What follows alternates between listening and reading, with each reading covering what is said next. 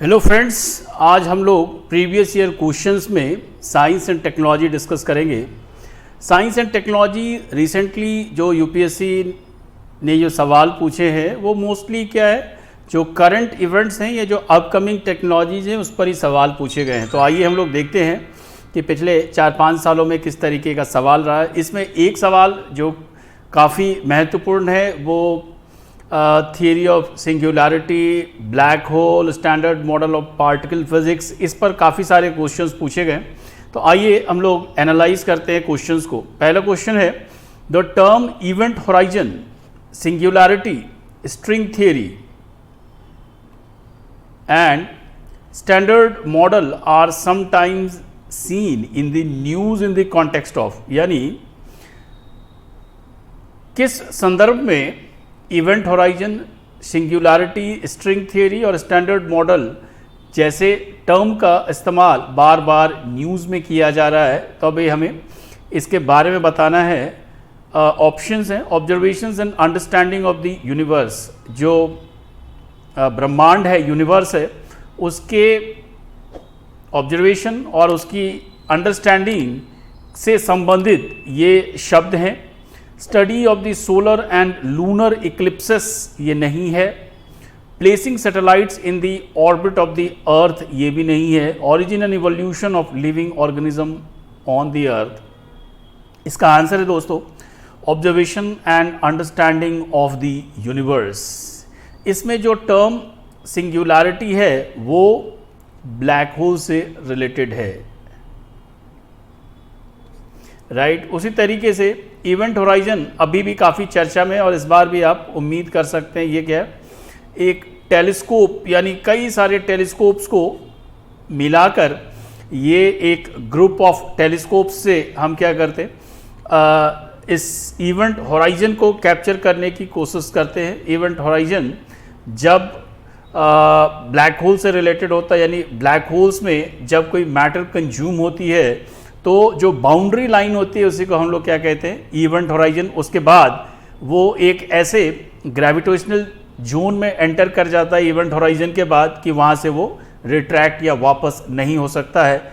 इसको एक्सप्लेन करने के लिए जो सबसे रेलिवेंट थियरी मानी जाती है वो है standard model of particle physics. तो ये सभी चीज़ें क्या है, हमारे यूनिवर्स की अंडरस्टैंडिंग के लिए या जो बिग बैंग थ्योरी है उसको और बेहतर समझने के लिए ये सारी चीज़ें, ये सभी टर्म इस्तेमाल किए जाते हैं। इसी से रिलेटेड दूसरा टर्म्स भी, जो दूसरा क्वेश्चन है, recently scientist observe the merger of giant black holes. Black holes क्या है, एक ऐसे पॉइंट्स होते हैं जो कि इनविजिबल होते हैं, और यहाँ पे जो फोर्स ऑफ ग्रेविटी है, ग्रेविटी बहुत ज़्यादा होती है, इनफाइनाइट होगी ग्रेविटी, और इसमें जो वॉल्यूम होता है या स्पेस जो ऑक्यूपाई करता है वो बहुत ही लो होता है, ठीक है। Recently scientist observed merger of giant black holes billions of light years away from the earth. What is the significance of this observation, यानी वैज्ञानिकों ने दो ब्लैक होल्स के मर्जर की घटना को ऑब्जर्व किया है जो कि अर्थ से billions of light years away हैं, काफ़ी दूर हैं। इस घटना का क्या महत्व है, what is the significance of this observation. Higgs boson particles were detected, gravitational waves were detected, possibility of intergalactic space travel, wormhole was confirmed, it enabled the scientists to understand singularity। इसका जो सबसे relevant answer है वो B है, gravitational waves, right. अब आइए हम समझने की कोशिश करते हैं कि ग्रेविटेशनल वेव्स होते क्या है। सबसे पहले 1916 में आइंस्टीन ने जब अपनी जनरल थियरी ऑफ रिलेटिविटी को एक्सप्लेन किया था, तब उन्होंने ग्रेविटेशनल वेव्स के बारे में कहा था, और ये कहा था कि ये ऐसे वेव्स हैं जो कि टाइम और स्पेस क्वांटिमम में उसके कर्वेचर को डिस्टर्ब करते हैं। Gravitational waves are changes in the curvature in the space time continuum और ये वैसे ही होता है जैसे कि पानी के अंदर अगर हम पत्थर फेंकेंगे तो उससे क्या होते हैं, रिपल्स क्रिएट होते हैं। उसी तरीके से यूनिवर्स में क्या है, ये रिपल्स क्रिएट होते हैं जिसे कि ग्रेविटेशनल वेव्स कहा गया है। और ये जो फेनोमेना है, अभी हमने देखा कि दो ब्लैक होल्स क्या है, मर्ज हो रहे हैं और ये जो इम्पैक्ट है उससे क्या है, ग्रेविटेशनल वेव्स जनरेट होते हैं। लेकिन जब तक ये अर्थ पर आए तब तक ये काफ़ी वीक हो चुके होते हैं और इसलिए इसको ऑब्जर्व करना बहुत ही मुश्किल है। जब कभी भी दो न्यूट्रॉन स्टार मर्ज होंगे या जो दो ब्लैक होल मर्ज होंगे या सुपरनोवा एक्सप्लोजन होगा, उन सभी में क्या है, ग्रेविटेशनल वेव्स डिस्टर्ब होते हैं और ये जो टाइम एंड स्पेस का फैब्रिक है उसको कर्वेचर में कन्वर्ट करते हैं। ऐसा ये नीचे क्या है, कुछ दब जाएगा, ठीक है, इस तरीके से। और यही थियरी उन्होंने ग्रेविटी के बारे में बताया था, जिसको कहते हैं हम जनरल थियरी ऑफ ग्रेविटी। यानी ग्रेविटी असल में जो न्यूटन के समय ग्रेविटी डिफाइन की गई थी वो लीनियर फोर्स था।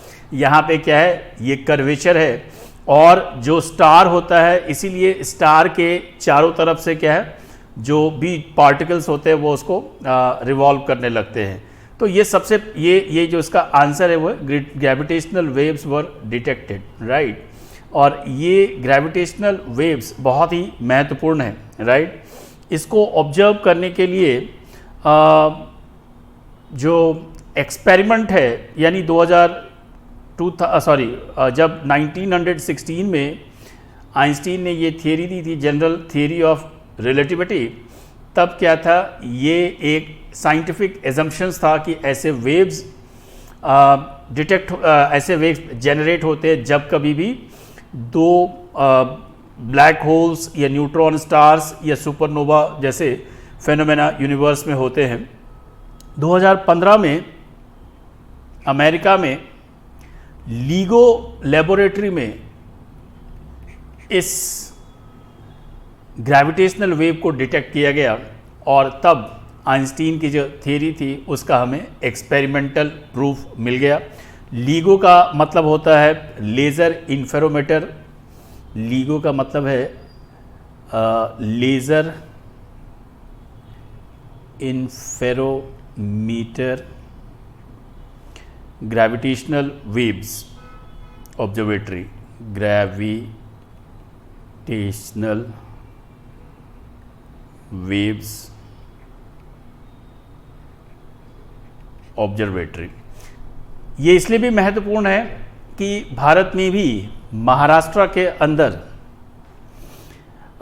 एक जगह है जिसका नाम है हिंगोली, वहाँ पे भी इस तरीके का लीगो लैब सेटअप किया गया है। ये हिंगोली महाराष्ट्र में है। ये department of atomic energy and department of science and technology America के हेल्प से इस तरीके का लीगो लैब सेटअप किया जा रहा है, जो कि ग्रेविटेशनल वेव्स को कैप्चर करने की कोशिश करेंगे, उसको समझने की कोशिश करेंगे। इससे रिलेटेड एक और क्वेश्चन है जिसको आगे हम लोग देखेंगे।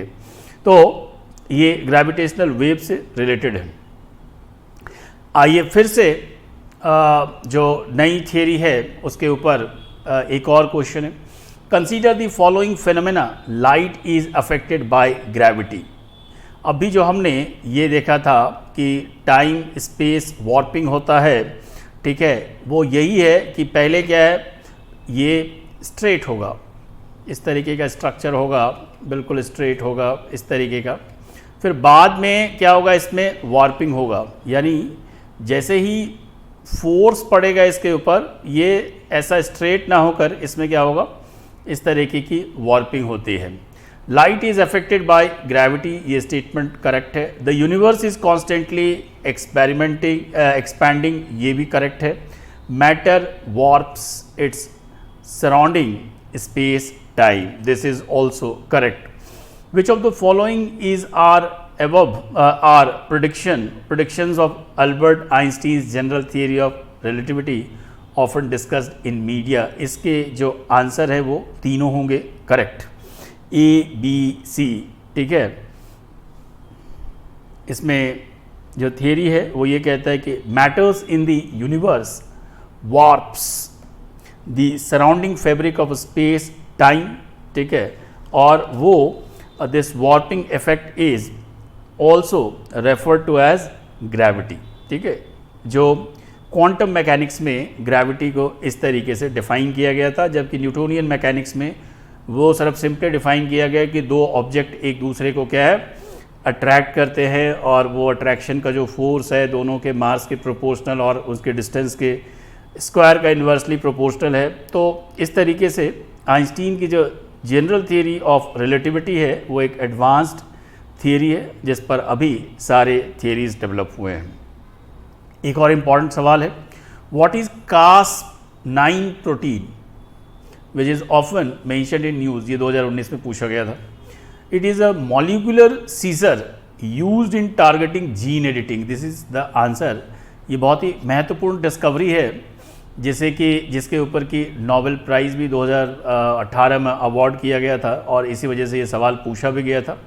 अभी इस पर काफ़ी सारे इन्वेंशंस हो रहे हैं, और इससे क्या है जीन एडिटिंग संभव है, यानी कि अगर किसी के जीन के अंदर ऑल्टरेशन करना है तो एक पर्टिकुलर लोकेशन पर जीन को टारगेट करके कट किया जा सकता है और दूसरे जीन को इंसर्ट किया जा सकता है। इसलिए ये काफ़ी रिवोल्यूशनरी इन्वेंशन माना जाता है Cas9 प्रोटीन के बारे में, जो कि एक क्या है मॉलिक्यूलर सीजर, सीजर जिसे हम कैंची कहते हैं कट करते हैं, ये क्या है एक मॉलिक्यूलर सीजर जिसका इस्तेमाल जीन एडिटिंग में किया जा सकता है। नेक्स्ट क्वेश्चन है थोड़ा सा मिलता जुलता है, क्वेश्चन नंबर 2018 का क्वेश्चन है ये, terms sometimes seen in news, उसका कॉन्टेक्स्ट बताना है। बेले 2 एक्सपेरिमेंट आर्टिफिशियल इंटेलिजेंस, ये गलत है। ब्लॉकचेन टेक्नोलॉजी क्रिप्टो करेंसी, ये करेक्ट है, क्योंकि जो क्रिप्टो करेंसी के पीछे या डिजिटल करेंसी के पीछे जो टेक्नोलॉजी काम करती है वो क्या है ब्लॉकचेन, जिसे हम क्या कहते हैं डिजिटलाइज्ड लेजर भी कहते हैं। डिजिटलाइज के बजाय बेहतर होगा सेंट्रलाइज्ड लेजर कहते हैं। डिसेंट्रलाइज्ड लेजर है, जैसे ब्लॉकचेन टेक्नोलॉजी भी कहा जाता है। कैस्पर या Cas9 अभी हमने देखा था ये जीन एडिटिंग से संबंधित है या मॉलिक्यूलर सीजर है, तो ये स्टेटमेंट भी गलत है। इनफैक्ट बेले 2 एक्सपेरिमेंट पार्टिकल फिजिक्स से रिलेटेड है, जबकि Cas9 अभी हमने देखा था कि वो क्या एक मॉलिक्यूलर सीजर है, राइट। तो इसका आंसर होगा सिर्फ only 2, this is the correct answer. ये क्वेश्चन काफ़ी बड़ा है बट इसका आंसर छोटा सा है। When an alarm of your smartphone rings in the morning, you wake up and tap it to stop the alarm, which causes your geyser to be switched on automatically. The smart monitor in your bathroom shows the day's weather and also indicates the level of water in your overhead tank. After you take some groceries from your refrigerator for making breakfast, it recognizes the shortage of stock in it and places an order for the supply of fresh grocery items. When you step out of your house and lock the door, all lights, fans, geysers and AC machines get switched off automatically.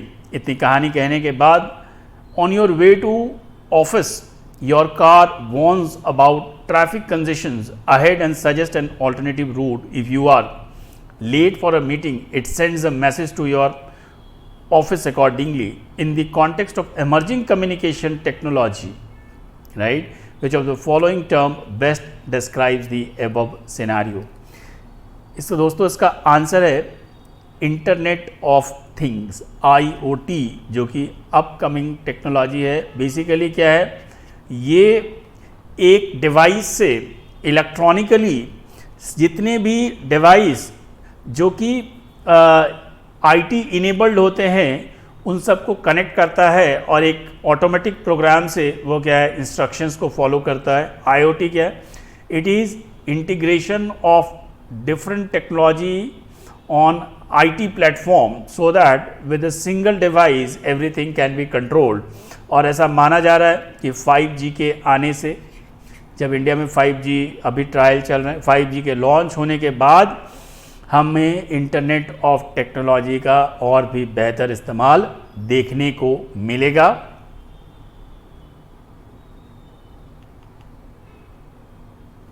Next question है वो space science से related है। With reference to India satellite launch vehicles consider the following statements. Satellite launch vehicle में हम लोग दो launch vehicle PSLV और GSLV का इस्तेमाल करते हैं। PSLV मतलब पोलर सैटेलाइट लॉन्च व्हीकल, जो पोलर ऑर्बिट में घूमता है सैटेलाइट, और दूसरा क्या है, जियो स्टेशनरी लॉन्च व्हीकल। ठीक है, तो यहाँ पे यही दो टेक्नोलॉजी का हम लोग इस्तेमाल करते हैं किसी भी सैटेलाइट को अपने डिज़ायर्ड ऑर्बिट में प्लेस करने के लिए। PSLVs launch these satellites useful for Earth resource monitoring, whereas GSLVs are designed mainly to launch communication satellites। दोस्तों ये स्टेटमेंट करेक्ट है। जनरली PSLV से जो सैटेलाइट लॉन्च किए जाते हैं वो सन सिंक्रोनस ऑर्बिट में प्लेस किए जाते हैं और ये लोअर अर्थ ऑर्बिट में होते हैं, जहाँ से कि ऊपर से अर्थ के रिसोर्सेज और अर्थ के ऊपर निगरानी रखी जा सके। जबकि जियो स्टेशनरी सैटेलाइट्स क्या होते हैं, ये अर्थ के जो रोटेशन है उसके साथ सिंक्रोनाइज्ड होता है और इसीलिए कम्युनिकेशन सैटेलाइट में क्या है, GSLV का इस्तेमाल, यानी GSLV लॉन्च व्हीकल से सैटेलाइट को भेजा जाता है। Satellites launched by PSLV appear to remain permanently fixed in the same position in the sky as viewed from a particular location on the earth। ये गलत है। ये स्टेटमेंट ये कह रहा है कि अगर हम धरती के किसी भी पर्टिकुलर लोकेशन से अगर PSLV सैटेलाइट को देखेंगे तो वो हमेशा एक ही जगह पर हमें दिखाई देगा। ये स्टेटमेंट गलत है। ये स्टेटमेंट किसके बारे में है, GSLV के बारे में ये स्टेटमेंट ट्रू होता है, तो ये स्टेटमेंट गलत होगा। GSLV Mk3 यानी Mark 3 is a 4-stage launch vehicle with the first and third stage using solid rocket motors and the second, fourth using the liquid rocket engines। ये स्टेटमेंट भी गलत है। बेसिकली जो GSLV Mk3 ये क्या है, ये 3-stage लॉन्च व्हीकल या रॉकेट है, लॉन्च व्हीकल है, जिसमें कि 2 स्टेज क्या है, सॉलिड है, और जो अपर स्टेज है वो क्या है, क्रायोजेनिक है, cryogenic upper stage. Third stage क्या है इसका, क्रायोजेनिक अपर स्टेज है। तो ये क्या है, 3 स्टेज वाला क्या है, रॉकेट है, GSLV Mk3। तो दूसरा स्टेटमेंट भी गलत है, इसका आंसर आएगा 1 only.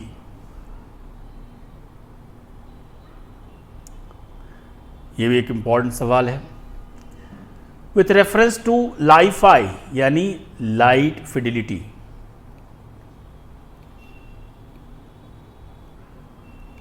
with reference to Li-Fi, recently in news, which of the following statement are correct? It uses light as medium for high speed data transmission। ये correct है। It is a wireless technology and is several times faster than Wi-Fi। ये भी सही है, यानी इसका statement क्या होगा, both 1 and 2 are correct answer। इसी से रिलेटेड जो दूसरा है, यानी इसमें जो विजिबल लाइट है, यानी घरों के अंदर जो हम लाइट चलाते हैं उससे, उसके थ्रू ही क्या है, डेटा ट्रांसमिशन होगा। ये विजिबल लाइट कम्युनिकेशन भी कहलाता है। इसी का एडवांस्ड वर्जन है Li-Fi। आइए अगला क्वेश्चन देखेंगे तो इसमें ज़्यादा क्लैरिटी मिलेगी। ये सभी क्वेश्चन UPSC ने पूछे हुए। With reference to the visible light communication, visible light का मतलब क्या है, विबग्योर, जो कि 380 नैनोमीटर से 750 नैनोमीटर वेवलेंथ के बीच होता है, जिसको कि वायलेट इंडिगो विबग्योर के नाम से आप जानते हैं। ठीक है। तो यहाँ पे इसी विजिबल लाइट का इस्तेमाल किस में किया जाएगा? कम्युनिकेशन के लिए, यानी वायरलेस डेटा ट्रांसमिशन के लिए। क्या है? VLC uses electromagnetic spectrum wavelength 375 to 780 nanometer, correct है ये। VLC is also known as long range optical wireless communication, right. ये स्टेटमेंट दोस्तों गलत है। ये लॉन्ग रेंज नहीं होता है, ये क्या है? शॉर्ट रेंज में इफेक्टिव रहता है, इसका रेंज शॉर्ट होता है। ये करेक्ट है। VLC can transmit large amount of data faster than Bluetooth. It has no electromagnetic interference, this is also correct. तो इसका जो आंसर होगा 1, 3 एंड 4, यानी इसका आंसर होगा C, राइट। तो यहाँ पे ध्यान रखना है कि वाईफाई टेक्नोलॉजी में जो डेटा ट्रांसफ़र होता है, वाईफाई में यहाँ पे होते हैं रेडियो फ्रीक्वेंसी का इस्तेमाल किया जाएगा, रेडियो फ्रीक्वेंसी का इस्तेमाल किया जाता है। जबकि लाईफाई में क्या है? जो विजिबल लाइट है उसका ही इस्तेमाल किया जाएगा। इसको हम क्या कहते हैं? इलेक्ट्रोमैग्नेटिक स्पेक्ट्रम भी कहते हैं। आपको पता है कि जो लाइट है वो क्या है? एक इलेक्ट्रोमैग्नेटिक वेव है, ठीक है। तो इसका आंसर ये होगा C। Consider the following activities, ये ड्रोन के बारे में है और ड्रोन टेक्नोलॉजी काफ़ी चर्चे में है, तो आप इस पर फिर से सवाल एक्सपेक्ट कर सकते हैं। ड्रोन का इस्तेमाल किस में किया जा सकता है? Spraying pesticides on a crop field, this is true. यानी जो खेत होते हैं उस पर पेस्टिसाइड का छिड़काव करने में इसका इस्तेमाल किया जा सकता है। Inspecting craters of active volcanoes, volcano के आसपास का जो एरिया होता है वहाँ पहुँचना बहुत मुश्किल होता है, तो वैसे में एक्टिव वॉल्केनो कि क्रेटर्स को, यानी जहाँ से लावा बाहर निकल रहे हैं, ठीक है, उसका इंस्पेक्शन करने में ये मदद कर सकते हैं, बिल्कुल करेक्ट है। Collecting breath samples from spouting whales for DNA analysis, ये करेक्ट है, ये भी करेक्ट है। इस पर साइंटिस्ट ने ऑब्जर्वेशन किया था कि जो वेल होते हैं ये जब अपने शरीर से हवा बाहर एक्सेल करते हैं तो उसका टेम्परेचर बहुत हाई होता है, और इसीलिए जब भी वो बाहर की तरफ निकलता है तो उससे क्या होता है? स्पाउटिंग होती है, यानी एक फव्वारे जैसा दिखता है, तो उसको भी इससे कलेक्ट किया जा सकता है, एनालाइज किया जा सकता है। ये तीनों स्टेटमेंट क्या है? करेक्ट है। दी नेक्स्ट क्वेश्चन है, दी एक्सपेरिमेंट विल एम्प्लॉय, ये भी देखिए बहुत इंपॉर्टेंट है। दी एक एक्सपेरिमेंट की चर्चा हो रही, will employ a trio of spacecraft, यानी 3 स्पेसक्राफ्ट होंगे in formation in this shape of an equilateral triangle. Equilateral triangle किसको कहते हैं? जिसके तीनों साइड्स क्या होते हैं? इक्वल होते हैं, उसको हम इक्विलैटरल ट्रायंगल कहते हैं, ठीक है। Equilateral triangle and has sides 1 million kilometre long, यानी जो साइड्स है ये एंड और ये एंड के बीच, यानी 2 स्पेसक्राफ्ट के बीच का जो डिस्टेंस होगा वो 1 मिलियन किलोमीटर होगा, with lasers shining between the craft. इन दोनों के बीच क्या है? लेज़र, यानी ये तीनों ही एयरक्राफ्ट क्या है? लेजर से कनेक्टेड होंगे, इनके बीच लेजर शाइन होते रहेंगे। The experiment in question refers to, दोस्तों इसका आंसर है इवॉल्व लाइजा।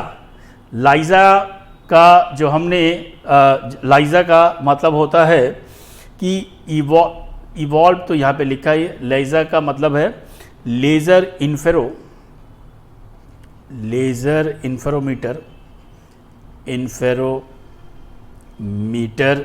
स्पेस एंटीना, यानी जैसा कि हमने लीगो में देखा था, लीगो में जो लैब है वो क्या है?